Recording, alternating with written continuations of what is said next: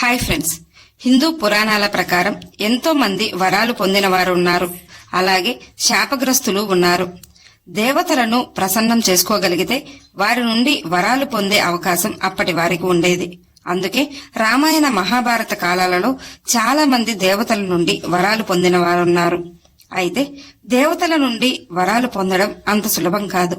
అలాగే అందరికీ సాధ్యం కూడా కాదు. దేవతల నుండి వరం పొందాలంటే కఠినమైన తపస్సు, స్వచ్ఛత ఉండాలి. వరాలు దేవతలే కాకుండా గొప్ప గొప్ప ఋషులు కూడా ఇచ్చేవారు. ఋషులకు కూడా అంతటి శక్తి ఉండేది. మన పురాణాలలో చూస్తే పవిత్రమైన హిందూ స్త్రీ కూడా వరాన్ని కాని శాపాన్ని కాని ఇవ్వగల శక్తి వారికి ఉండేది. మన ఇతిహాసాలలో అత్యంత శక్తివంతమైన వరాలు పొందిన వారు ఉన్నారు. వారెవరు? వారికి ఆ వరాలు ఏ దేవుడు ప్రసాదించారు? మన పురాణాలలో ఒక స్త్రీ ఎంతో శక్తివంతమైన వరం పొందినట్లు చెప్పబడింది. ఆ స్త్రీ ఎవరు? ఆ వరం ఏమిటి? ఆ వరం ప్రసాదించింది ఎవరు? ఇలాంటి సందేహాలన్నింటికీ సమాధానాలు ఈ వీడియోలో తెలుసుకుందాం. వీడియో చూస్తున్న వారిలో ఎవరైనా శ్రీకృష్ణుని భక్తులు ఉన్నట్లయితే తప్పకుండా జై శ్రీకృష్ణ అని కామెంట్ చేయండి. అంతకంటే ముందు ఎవరైనా మన ఛానల్ ని ఫస్ట్ టైం చూస్తుంటే ప్లీజ్ సబ్స్క్రైబ్ చేసుకోండి. అలాగే ఈ వీడియోని తప్పకుండా లైక్ చేయండి. మీ ఒక్క లైక్ మాకెంతో సపోర్ట్ నిస్తుంది. మేఘనాథుడు లంకా రాజ్యానికి రాజైన రావణాసురునికి మండోదరికి జన్మించిన వాడే మేఘనాథుడు. మేఘనాథుడు జన్మించే సమయంలో అతని తండ్రి అయిన రావణుడు గ్రహాలన్నింటినీ తన ఆధీనంలోకి తెచ్చుకున్నాడు. అలాగే ఆ బిడ్డ జన్మించేటప్పుడు మేఘాలు గర్జించడం వలన ఆ బిడ్డకు మేఘనాథుడు అని నామకరణం చేశారు. మేఘనాథుడు చిన్నతనం నుండే రాక్షసులకు గురువైన శుక్రాచార్యుని వద్ద యుద్ధ విద్యలలో శిక్షణ పొందాడు. అలాగే బ్రహ్మాస్త్రం, వైష్ణవాస్త్రం, పాశుపతాస్త్రం లాంటి అస్త్రాలను కూడా పొందిన మేఘనాథుడు అత్యంత శక్తివంతునిగా చెప్పబడ్డాడు. శుక్రాచార్యుని వద్ద యుద్ధ విద్యలు కూడా నేర్చుకున్నాడు. రావణాసురునికి ఇంద్రునికి జరిగిన యుద్ధంలో రావణుడు బంధింపబడతాడు. విషయం తెలుసుకున్న మేఘనాథుడు ఇంద్రునితో యుద్ధం చేసి రావణాసురుణ్ణి విడిపించడమే కాకుండా ఇంద్రుణ్ణి బంధిస్తాడు. అందుకే మేఘనాథునికి ఇంద్రుణ్ణి జయించడం వలన ఇంద్రజిత్ అనే పేరు కూడా వచ్చింది. ఇంద్రుణ్ణి విడిపించడం కోసం బ్రహ్మ మేఘనాథుణ్ణి వరం కోరుకోమంటాడు.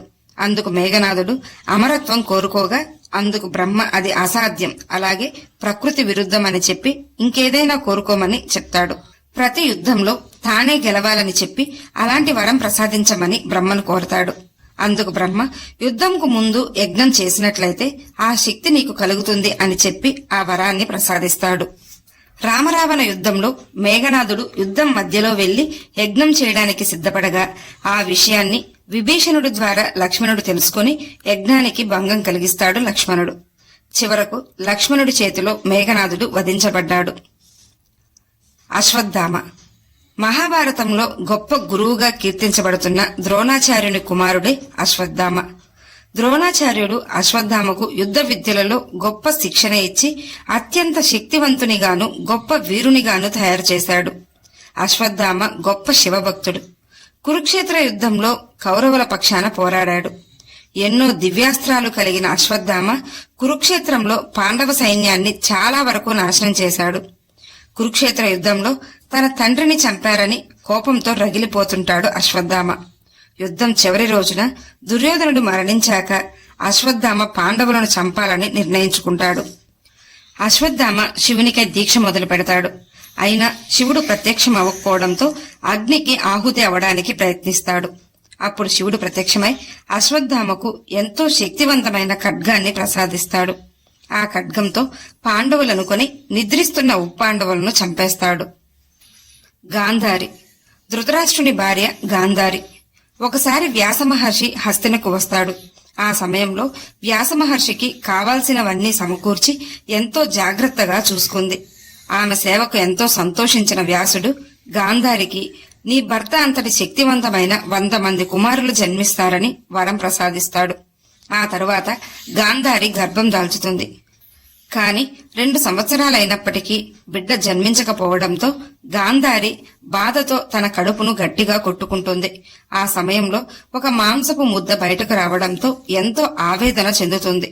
అదే సమయంలో వ్యాసమహర్షి అక్కడికి రావడంతో వెంటనే ఆ మాంసపు ముద్దను 100 భాగాలు చేస్తాడు. కాని గాంధారి ఒక కుమార్తె కూడా కావాలనడంతో 101 భాగాలు చేసి కుండలలో భద్రపరిచి కొంతకాలానికి 100 మంది కుమారులు ఒక కుమార్తె కలిగేలా చేస్తాడు. వారే కౌరవులు. భీష్ముడు.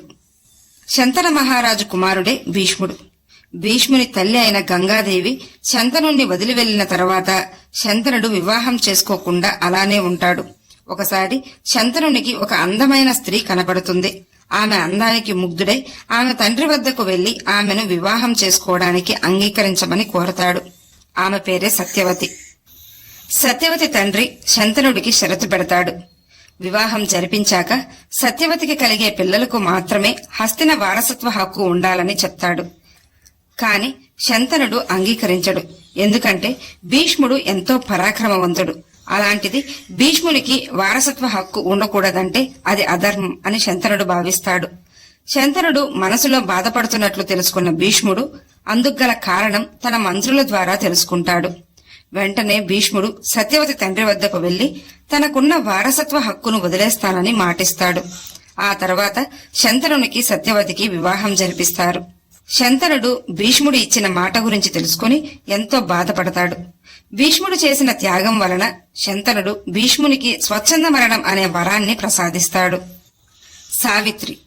సావిత్రి మన పురాణాల ప్రకారం ఎంతో గొప్ప స్త్రీ. ఈమె పతివ్రతలలో ఒకరుగా చెప్పబడింది.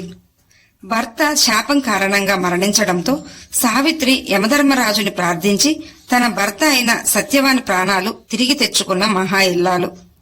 సావిత్రి మరణించిన తన భర్త ప్రాణాలనే వరంగా ఇవ్వమని యమధర్మరాజును కోరి తెచ్చుకుంది. అర్జునుడు. దుర్యోధనుడు పాండవులపై ఎన్నో కుట్రలు చేసి అరణ్య అజ్ఞాతవాసాలకు వెళ్లేలా చేస్తాడు. అరణ్యవాస సమయంలో వ్యాస మహర్షి పాండవుల వద్దకు వచ్చి యుద్ధం జరిగే అవకాశాలు ఉన్నాయి, అందువలన అర్జునుడికి దివ్యాస్త్రాలను తపస్సు ద్వారా పొందమని చెప్తాడు. అప్పుడు అర్జునుడు భాగీరథి నది ఒడ్డుకు వెళ్లి శివునికై ఘోరమైన తపస్సు చేస్తాడు. ఆ తర్వాత శివుడు నేరుగా ప్రత్యక్షమవ్వకుండా ఒక పరీక్ష పెడతాడు. అందులో అర్జునుడి వీరత్వాన్ని చూసి సంతోషించిన పరమశివుడు పాశుపతాస్త్రాన్ని వరంగా ప్రసాదిస్తాడు. రావణుడు. లంకారాజ్యానికి రాజు రావణుడు. రావణుడు బ్రహ్మకై ఘోర తపస్సు చేస్తాడు. బ్రహ్మ ప్రత్యక్షమై వరం కోరుకోమనగా అందుకు రావణుడు అమరత్వాన్ని కోరుతాడు. అందుకు బ్రహ్మ అది అసంభవం, వేరొకటి కోరుకోమనగా అందుకు రావణుడు బాగా ఆలోచించి దేవతలు రాక్షసుల నుండి మరణం లేకుండా వరాన్ని కోరతాడు. బ్రహ్మ ఆ వరాన్ని ప్రసాదిస్తాడు. అందుకే శ్రీ మహావిష్ణువు మానవునిగా జన్మించిన శ్రీరాముని చేతిలో రావణుడు మరణించాడు. బాణాసురుడు. బాణాసురుడు శోణితపురాన్ని పరిపాలిస్తుండేవాడు. ఎంతో శక్తివంతుడు ఈ బాణాసురుడు. దేవతలు సైతం బాణాసురునితో యుద్ధానికి భయపడేవారు. శివునికి పరమభక్తుడు బాణాసురుడు.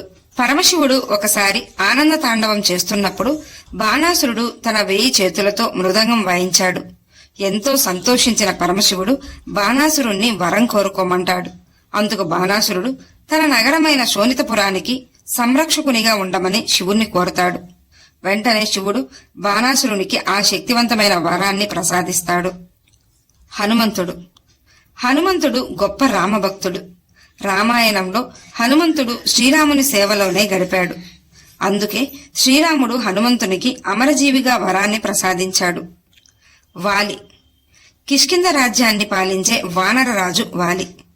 వాలి అత్యంత శక్తివంతుడు. వాలికి రావణునికి జరిగిన యుద్ధంలో రావణుణ్ణే భయపెట్టిన శక్తివంతుడు. వాలి బ్రహ్మకై తపస్సు చేసి గొప్ప వరాన్ని పొందాడు. ద్వంద్వ యుద్ధంలో ప్రత్యర్థి సగం బలాన్ని కోల్పోయి ఆ బలం వాలికి వచ్చేలా వరాన్ని పొంది ఉంటాడు. దాంతో అత్యంత శక్తివంతుడయ్యాడు వాలి. ఈ వీడియో మీకు నచ్చినట్లయితే లైక్ చేయండి, షేర్ చేయండి, అలాగే సబ్స్క్రైబ్ చేసుకుని పక్కనే ఉన్న బెల్ ఐకాన్ని ఆన్లో ఉంచుకోండి.